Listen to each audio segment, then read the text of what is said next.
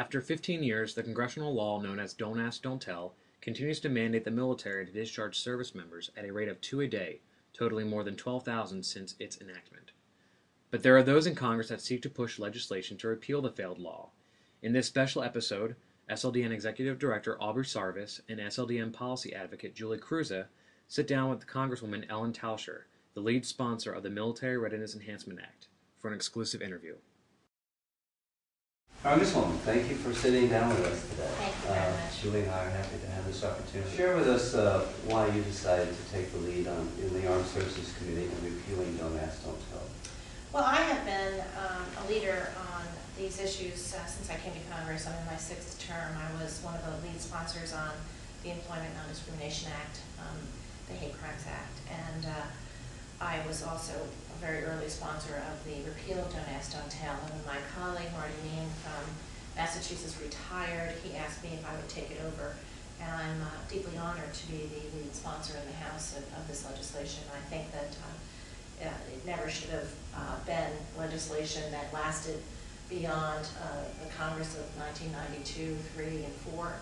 And it's well past the time that we allow all Americans, especially gay Americans, that choose to serve, to do so because they are not only necessary for the security of the American people and the readiness of our military, but because I believe this is the largest civil rights issue left for us here in this What do country. you think it'll take? You now have 138 co-sponsors and growing, which is wonderful. And what do you think it'll take to tip the balance and get the majority of the House with this on this issue?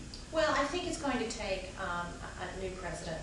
I think that many members, we increase our numbers of people sponsoring the legislation every week, but I think a lot of members understand that this legislation is never going to be signed by George W. Bush. And it's going to take a new president in January of 2009, hopefully a Democratic president, to do that.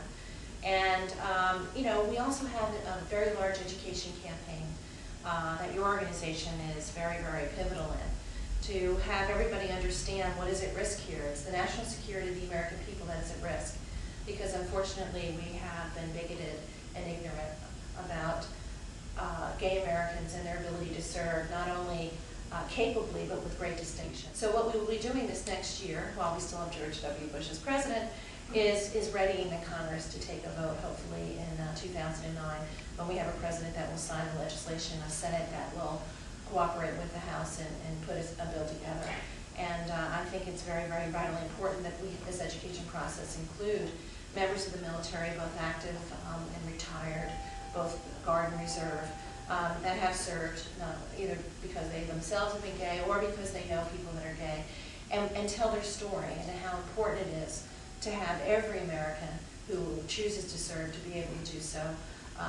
It is really what this is about, and those are stories that need to get out over the next year. Share with us any specific suggestions that you think our supporters should take, or actions they should take in this upcoming year to be ready for that window of political opportunity you referred to earlier, with a new president in the new Congress, perhaps around October, November '09.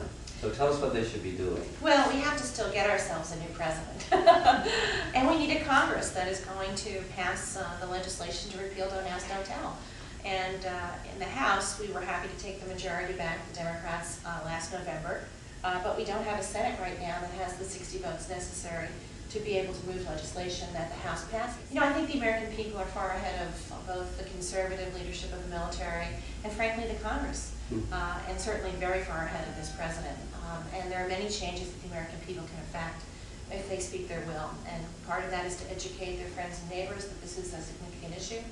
The other thing is to hold their own legislators accountable and to be active politically in the election in November of 2008.